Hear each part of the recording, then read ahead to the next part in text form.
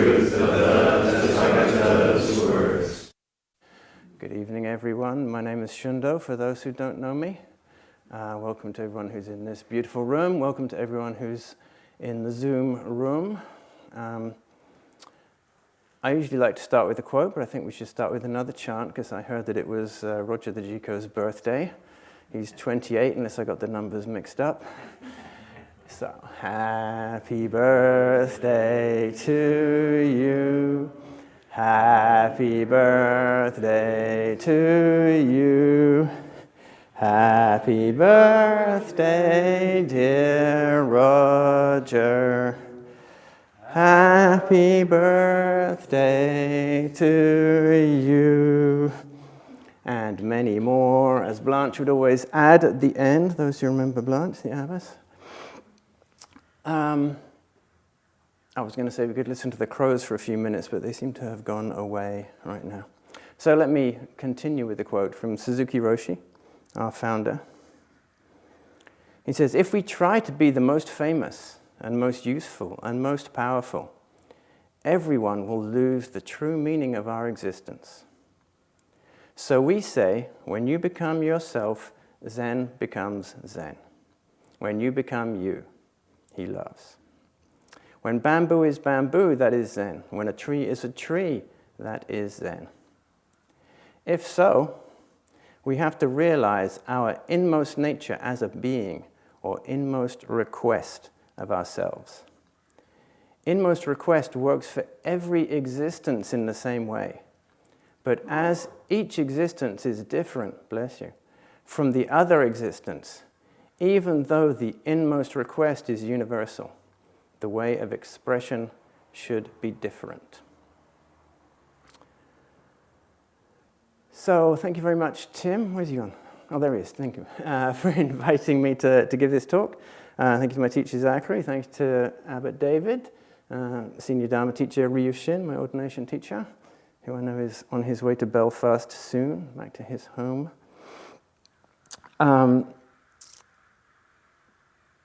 We can still listen to the crows. Please give them your full attention. So last week I was down at Tassajara, our training monastery deep in the mountains, and I have the poison oak to prove it. And I was also invited to give a talk there, and people did say, "Oh, you're giving the talk 2 Wednesdays running, are you going to give the same talk?" And it's like, of course not. It's impossible to give the same talk twice. The room, the circumstances, the people, everything is completely different. It was an amazing week to be at Tassajara last week because people went down on Tuesday. There were 3 separate groups going down, including my small group of students. And the first evening we had full moon ceremony. So people who were fresh to Tassajara got kind of thrown in at the deep end. It was very powerful, quite intimate and physical ceremony. There's a lot of bowing in the full moon ceremony.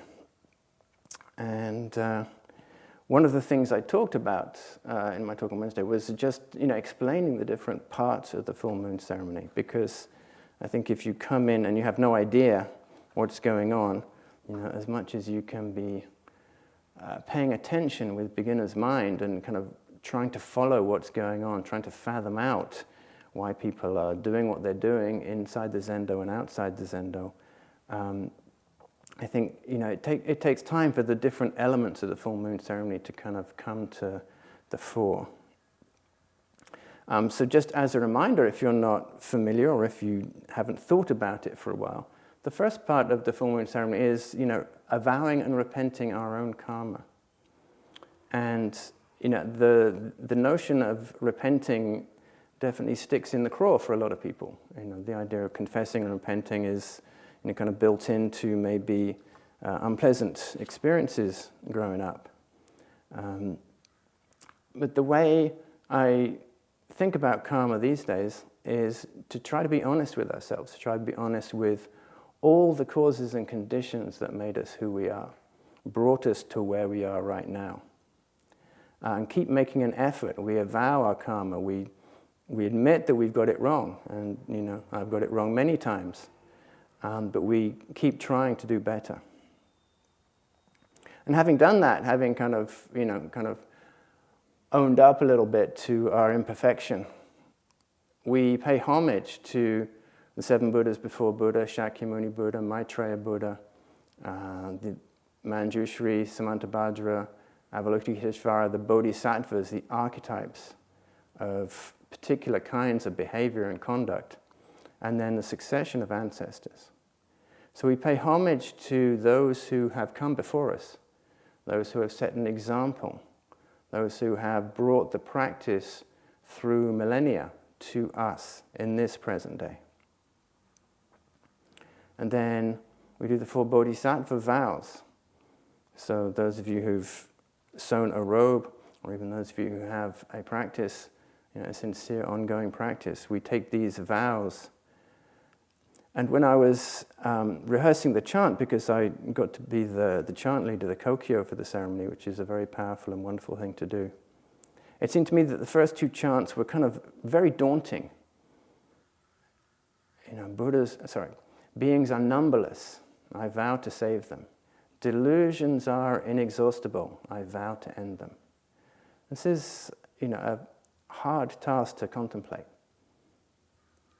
And somehow the second 2 seemed much more optimistic. Dharma gates are boundless, I vow to enter them. Buddha's way is unsurpassable, I vow to become it.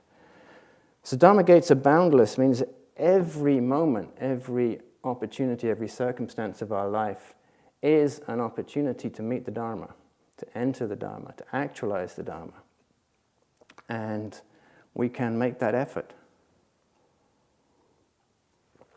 And even if we don't succeed in that effort, even if we don't succeed in becoming Buddha's way, the vow, the desire, the intention to do this guides us on our path.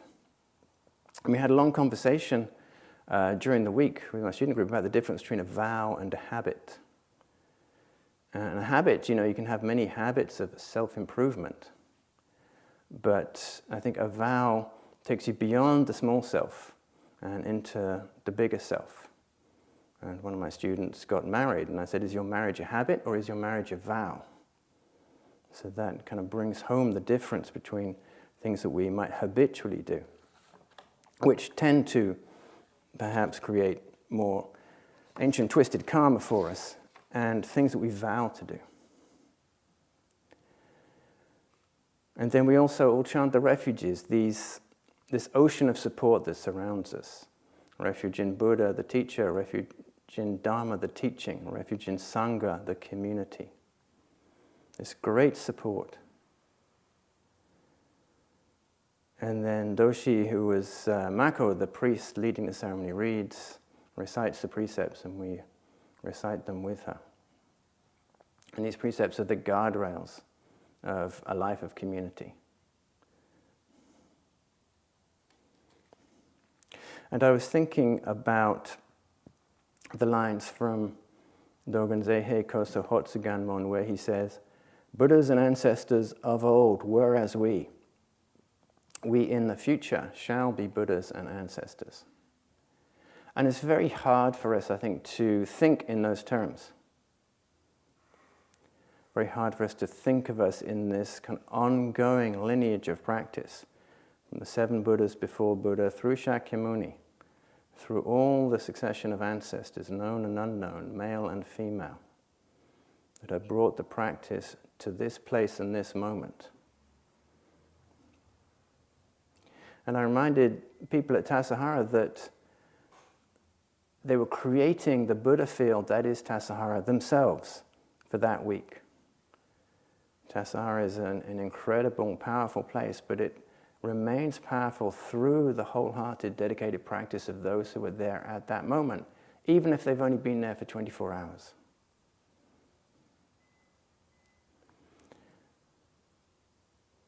And at the end of the talk, somebody asked me about emptiness, and I kind of waffled a bit about, how I understood emptiness as boundlessness, and it helped me understand it. But I realized once I'd left the Zendo, what I should have said is that Tassajara is empty. There is no single, unchanging, impermeable thing that is Tassajara. Tassajara is what we make it. Day after day, week after week, guest season after guest season, practice period after practice period. The Zen Center is empty. I mean, right now it really is empty because, I just looked through the window and there's, fluorescent jackets, workers' jackets in the director's office. But right now, Zen Center is everybody here, everybody on Zoom, all of its constituents, old and new, from Julie Morgan onwards, 102 years of this building. And Tassajara's been there 57 years. And I noted that the day I went down last week, August 20th, just happened to be the day that the very first sesshin at Tassajara started in 1967. So Suzuki Roshi was giving his first sesshin talks to his Tassajara monks, encouraging them in their practice. And those of you who know Tassajara can imagine that sitting a sesshin, all day sitting for a number of days in August in Tassajara it's a hard thing to do. It's challenging with the heat. As it happened, Tassajara was pretty cool last week. The temperature went way down from the 90s to the 70s. Very unusual. And we finished the week on Saturday night with the Obon Ceremony, which is a very powerful ancestor invocation that takes place in the courtyard at Tassajara, the lights strung up, and also the names of those who have died strung up around the courtyard. I heard names that I knew, names of people I did not know had died.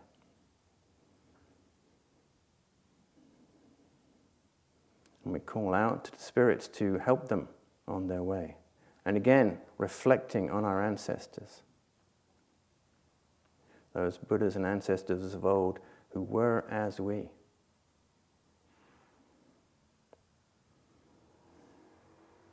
And we, in the future, shall be Buddhas and ancestors. Our names will be on strings in the courtyard at Tassajara, if people choose to put them there.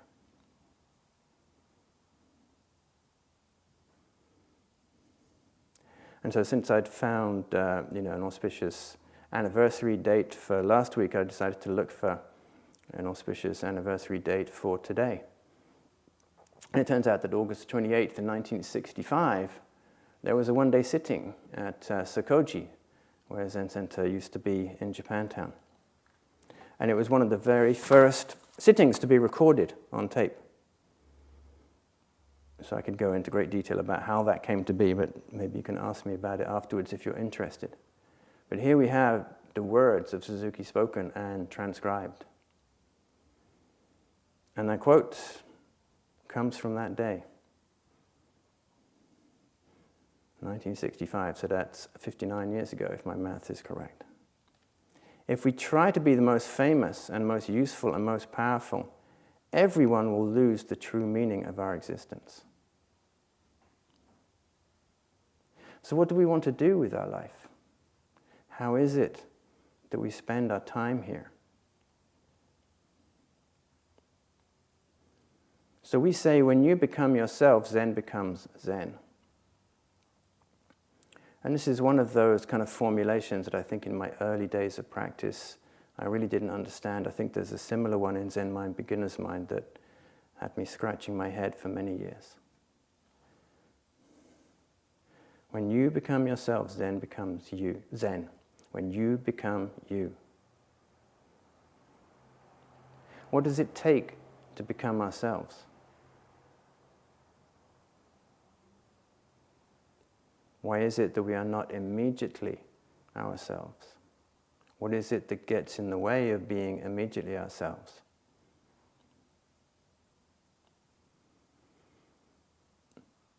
When bamboo is bamboo, that is Zen. When a tree is tree, that is Zen.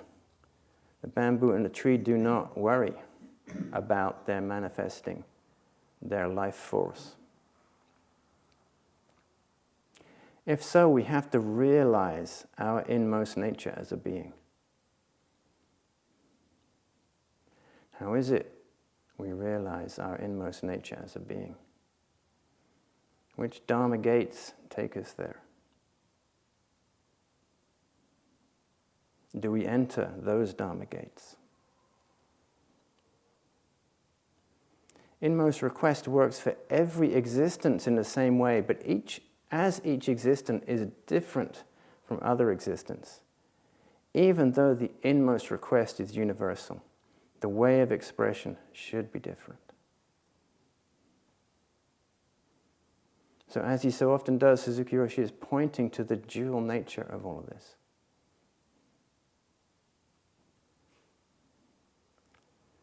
Beyond each of our own individual karma, beyond collective karma, national karma, racial karma, all kinds of karma, there is one universal inmost request.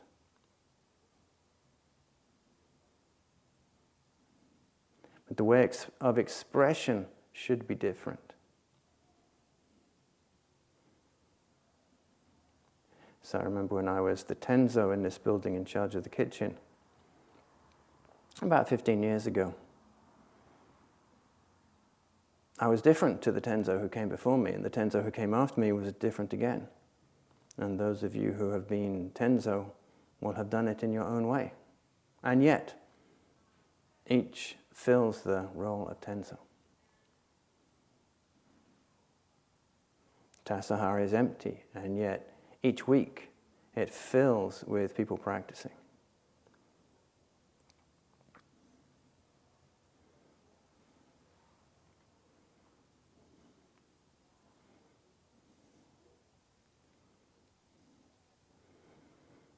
I was also thinking about the first line of the song of the Jewel Mirror Samadhi, which we chanted on the last morning I was at Tassajara. We don't often chant it in Japanese, but the Japanese goes, Nyoze no ho buso mitsu nifusu. The translation we use is, the teaching of thusness has been intimately transmitted by Buddhas and ancestors. Now you have it, so keep it well. And this is somewhat of an echo of the Harmony of Difference and Equality, which was written a few generations before that. But again, both of them way back in the golden age of Zen in China. And the same word mitsu, intimate, comes up. The mind of the great sage of India is intimately transmitted.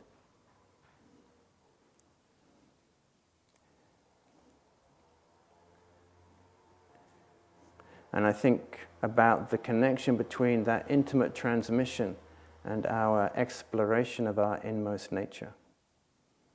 As we get closer to manifesting what it is that our inmost nature is requesting. What is it that is intimately transmitted?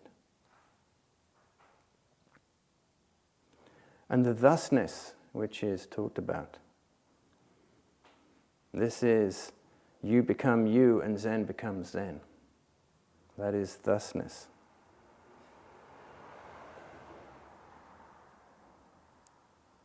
What is in the way of our manifestation of thusness?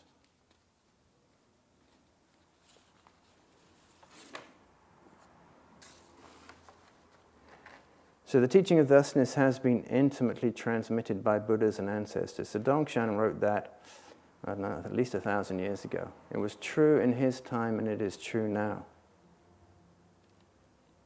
It's no less true now. The people that Dongshan thought of as Buddhas and ancestors are even further back, and now he is a Buddha and ancestor to us. And we in the future shall be Buddhas and ancestors.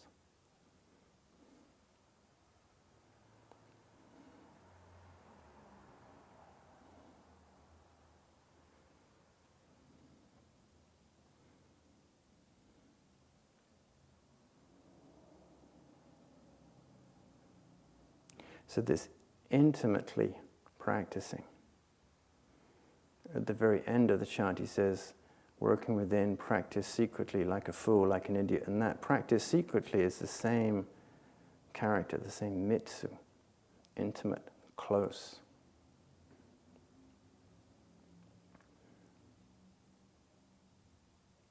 Can we stay close to you being you, and Zen being Zen? This constant uncovering of the self that happens in Zazen. The constant honest appraisal of our own karma. But maybe we can try to set it aside and fail, but still keep trying. Make our vows to keep trying. And then when we can meet ourselves, we have the chance to meet everyone else as well, because we appreciate there is not so much separation. And this open-hearted meeting is something that makes Tassajara a very special place. But it's also what makes Zen Center a very special community.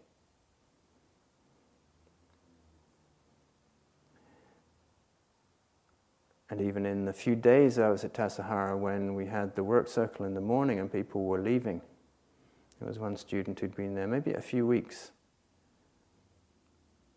and expressed how deeply touched he had been to have been seen, accepted, and welcomed into the community. And those who were just there for the week that I was there expressed their own gratitude. Being held in the container of the Sangha that they themselves were deeply contributing to.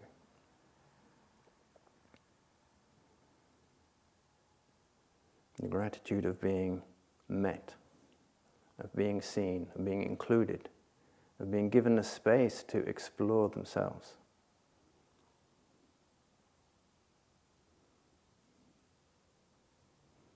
These days I find I have a lot of dreams about community, being in community, things happening together.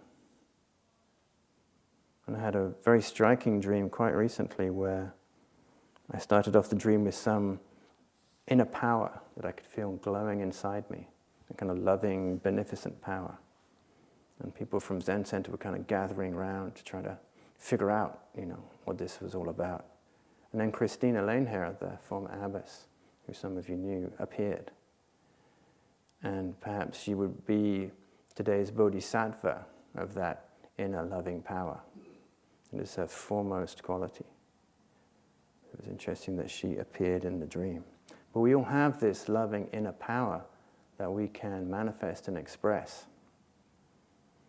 especially when we get out of our own way. And practice of doing that is something that happens, I think, very well at Tassajara. It can happen very well at Zen Center here as well.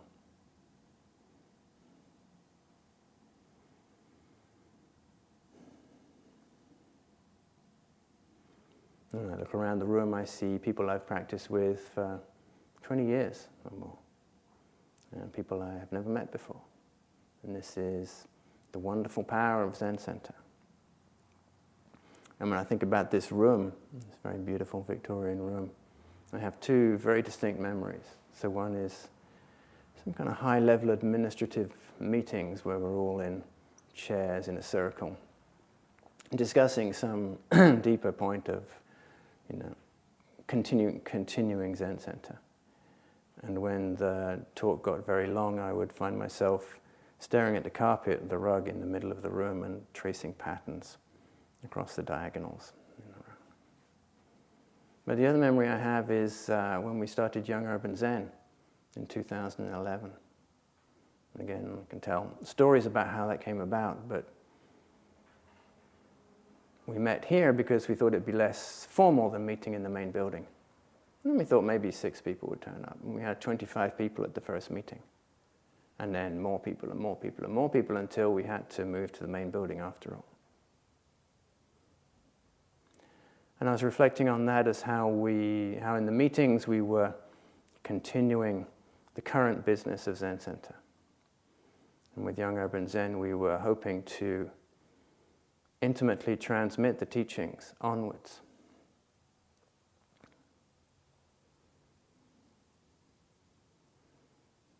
And one of my students spent the week at Tassajara rebuilding a little altar. Not a large altar or a major altar, but kind of about this tall with a sloped roof. If you've been to Tassajara, you've probably seen something like that. It might have been in the pit, I'm not sure. But he and another person were working on this without any, I think, particular expertise. But they appreciated how, the altar had a certain age and had been beautifully constructed originally, and then over the years had been kind of patched and glued and nailed. And they were taking it apart and rebuilding it for the future, so that it would stay at Tassajara and have its place of holiness, place of sacredness, place of mindfulness. And it felt like a good metaphor for how we're manifesting the practice right now, doing our best, our wholehearted practice right now, in order to allow the teachings to continue. So this teaching has been entrusted to us, intimately transmitted by Buddhas and ancestors. We are the custodians and repairers of the Dharma and the Sangha. And the Sangha is, perhaps not the same as it was before the pandemic. So much has changed because of that. But nevertheless, we owe it to the world to continue this practice, so that we can sustain the teachings for the future. And it's our own effort that we make. Although really, is it an effort to become yourself? But even though we're making our own effort, we're always supported by others in the Sangha. But not just the current Sangha, the Sangha throughout space and time supports us in our practice.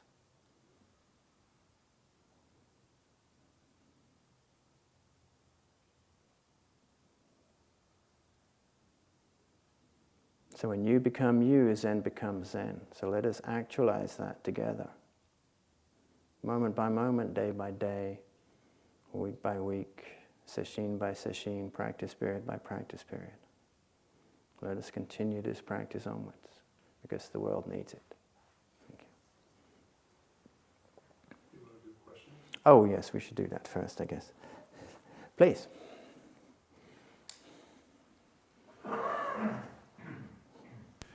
If you have a question, please raise your hand and I'll bring the microphone over to you.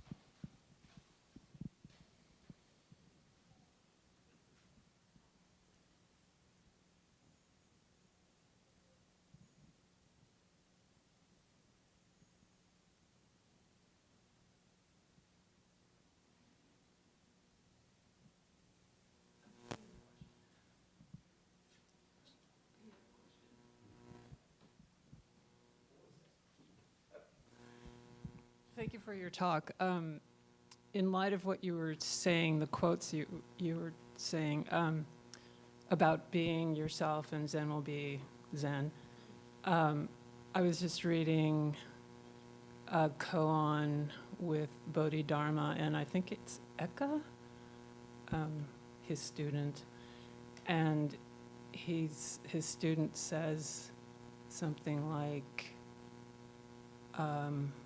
I think Bodhidharma says, "Who are you?" And he says, he's mixed up or something. And then eventually he comes back and says, "I know myself so well, I don't know who I am." And then Bodhidharma says, "Okay, you can be my disciple." Would you like to comment on that or not? I'm sure I could. So there's different levels of knowing.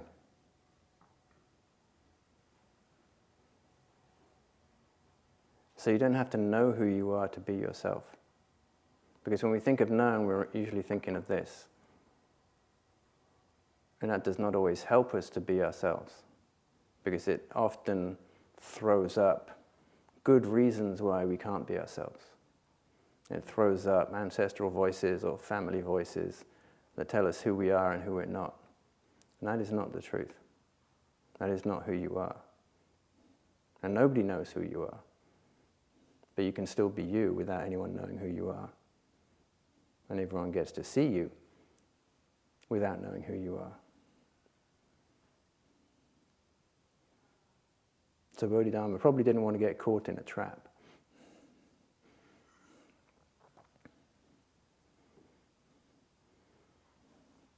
And if you think you know something, you often end up in a trap.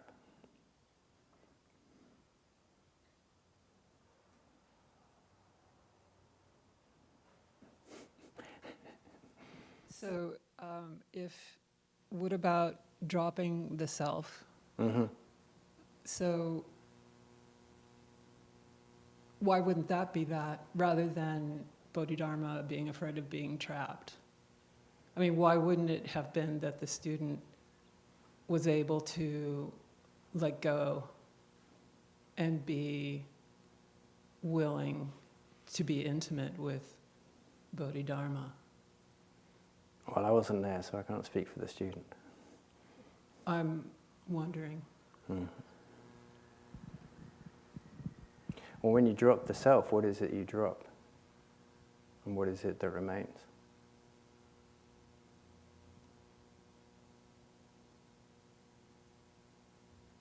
And these aren't questions you necessarily have to give an answer to, but they're worth thinking about or sitting with.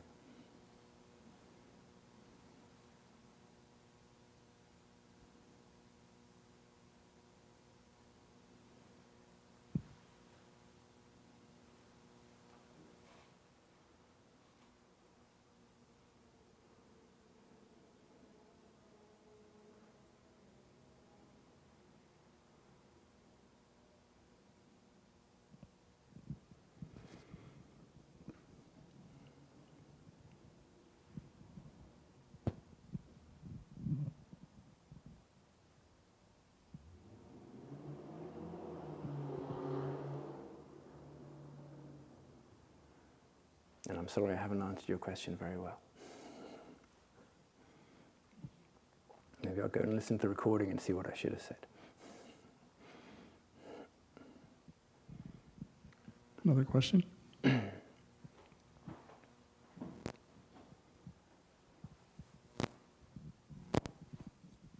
Thank you for your talk, Shundo. I'm trying to remember my question now. I think you asked the rhetorical question, how do we get closer to expressing our innermost self? Mm-hmm. And I heard you say a lot of different things about self and innermost self, I think.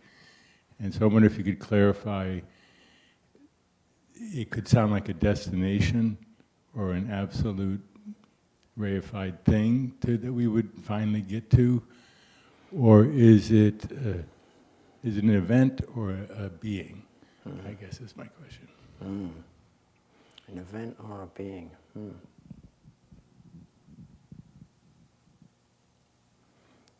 I don't think I'd like to choose between those two possibilities. I guess I picture it in that biblical term of the still small voice. You know, the one that's quieter than all the other voices and harder to hear. Because we have a lot of loud voices in here, but there's a quieter voice as well, and like a quieter orientation. And I like to notice where hand gestures come from. This hand gesture is coming from, right here, from around the heart. So maybe there's a still small voice around the heart that expresses itself sometimes and takes particular shape at a particular moment. And it may be unchanging or it may change. Who knows? But Thank you. I think we can trust it.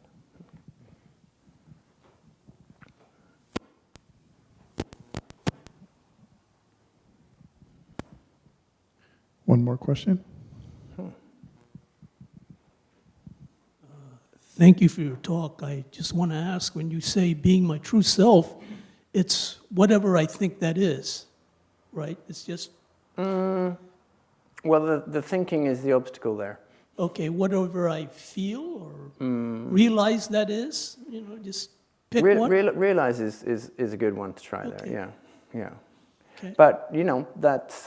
My best guess, right? well, your wholehearted effort, Okay. yeah.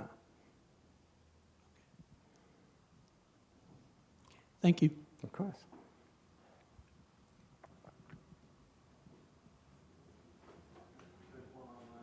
We do have one online question. Hello.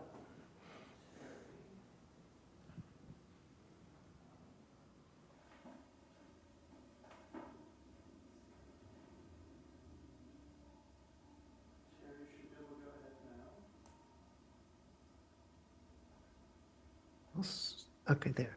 Hello, Shundo. Hello. Oh, Terry. Hey. Shundo, you seem different from the last time I heard you give a Dharma talk. I should hope so.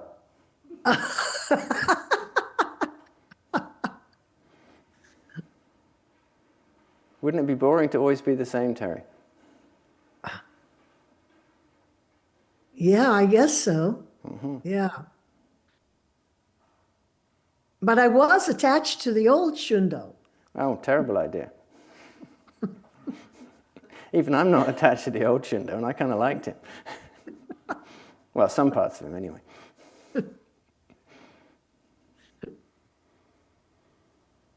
Well, all I can say is, what was it, 2 months ago I gave a talk, I was going to say here, but it was over there before the Zendo closed down, and I just moved house, things were happening, there was movement and activity in life and midsummer and everything, and now we're close to the fall equinox. You know, it's already dark outside, and that's a different kind of vibe. And I just come back from Tassajara, so that has its impact too. So yeah, all those things have added into the old Shundo. Yeah. Well, it seems to me that there's a humility that you are manifesting that is, it has a strong effect on me, it really does. It sort of settles me. Yeah. Well, thank you for saying so. I appreciate that. And I hope to see you soon, on screen or in Yes, person. absolutely, absolutely.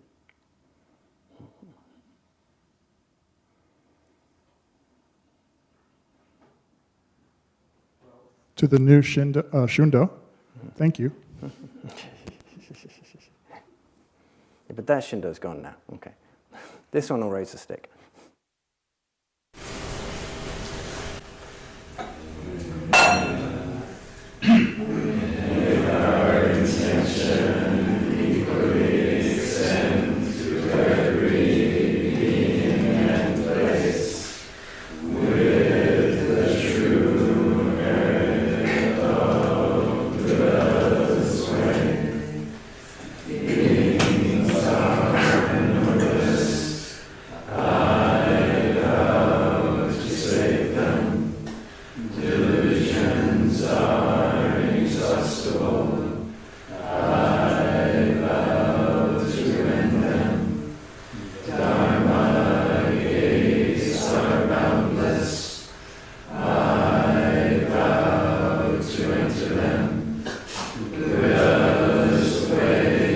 Unsurpassable.